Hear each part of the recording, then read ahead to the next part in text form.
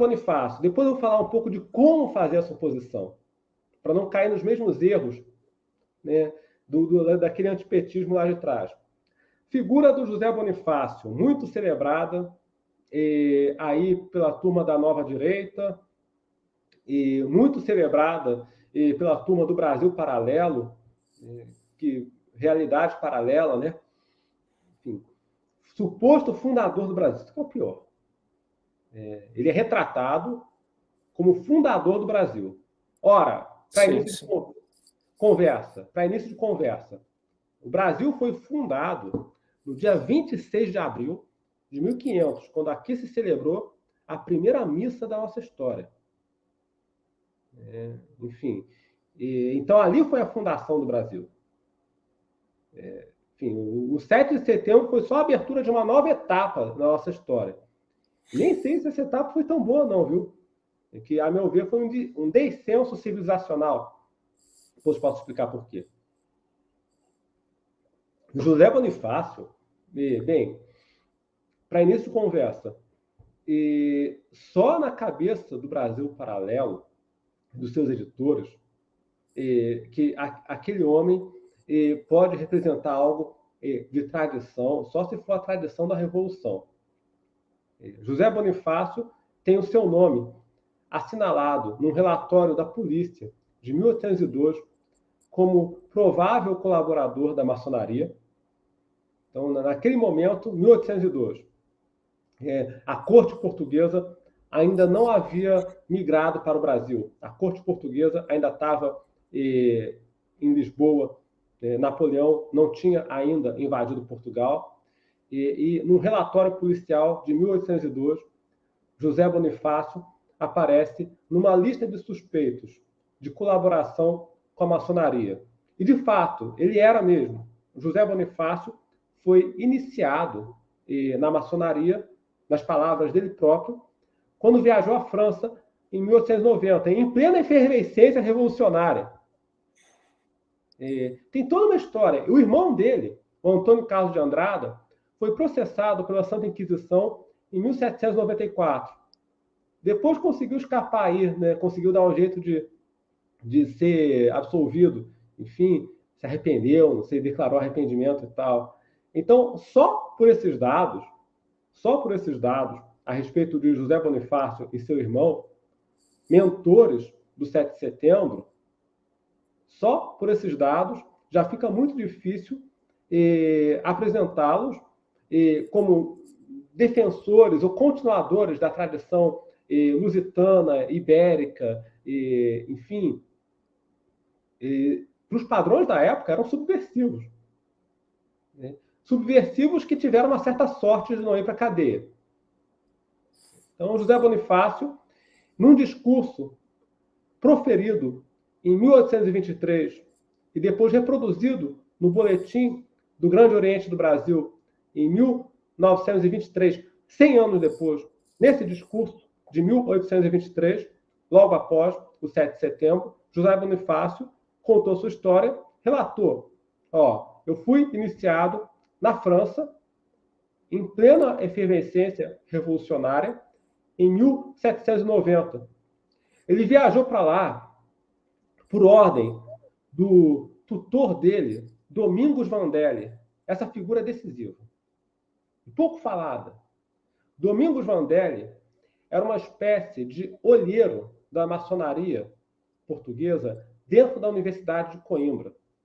A função dele era, de maneira muito discreta, porque, vamos lembrar, Dona Maria I não dava trégua para a maçonaria. E Dom João VI também. Mantinha a polícia na cola dos caras. Então, esse trabalho tinha que ser feito bem na maciota. E a função, portanto, do Domingos Vandelli, ali na Universidade de Coimbra, era identificar rapazes talentosos que pudessem ser cooptados para a maçonaria e iniciados. E foi assim que ele identificou o José Bonifácio como alguém que podia ser aproveitado. Então, cooptou. José Bonifácio estudava ciências naturais na Universidade de Coimbra, cooptou esse jovem talentoso e arrumou uma desculpa para mandá-lo para a França, fazer um intercâmbio de uma espécie de pós-graduação. Não é pós-graduação coisa nenhuma. Enfim, isso aí era uma desculpa para que o José Bonifácio pudesse ir à França tomar contato com os girondinos ali. Inclusive, um dos professores do José Bonifácio fez parte do Comitê de Salvação Pública. Vocês sabem o que era o Comitê de Salvação Pública? Era o Tribunal Revolucionário instituído na época do terror.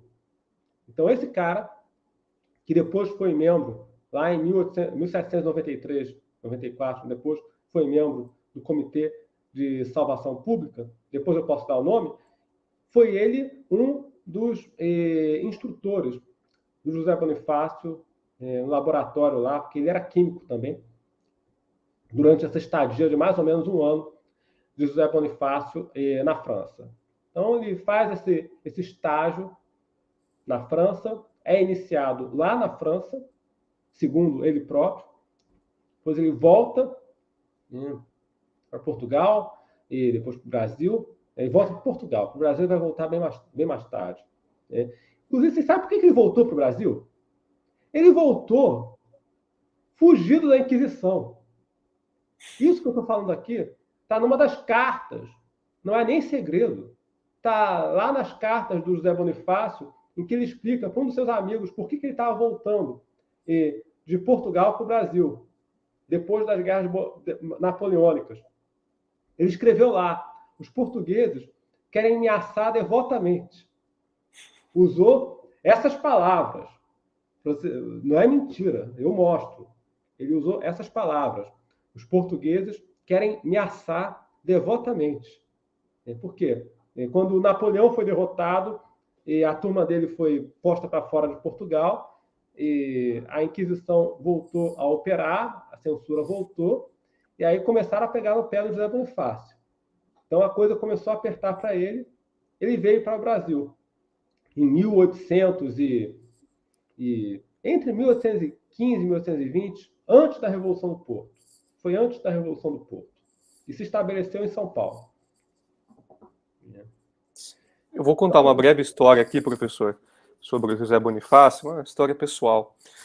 Eu fui viajar para Nova York, eu não vou lembrar que ano se foi, 2018, 2019, eu estava andando por uma das avenidas lá, e a hora que eu olho para o lado, havia uma estátua do José Bonifácio.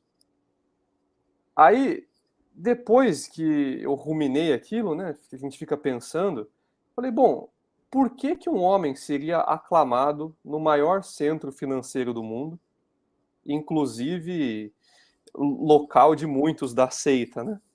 Quer dizer, de quem são os interesses que ele está servindo? É do Brasil ou de quem está lá fora? Então, eu acho que é muito icônico isso. É muito icônico haver uma estátua do José Bonifácio fora do Brasil. New York City, né? Você não vai achar, né, em Nova York uma estátua do Padre Anchieta, por exemplo, eu garanto. E antes do senhor comentar, eu só vou colocar um comentário do Charles que eu achei muito pertinente. Ele diz assim: essa dos rapazes talentosos é a imagem perfeita do Rotary Club, Lions Club, todas essas seitas aí. É isso aí. Isso.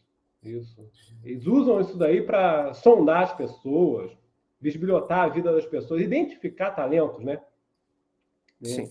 Eu não tenho como provar, mas a minha tese é essa, de que o Rotary funciona como uma espécie de caça-talentos aí da maçonaria, a rede de coleta de informações a respeito das pessoas. É a minha tese, eu não tenho como provar, mas é a minha hipótese.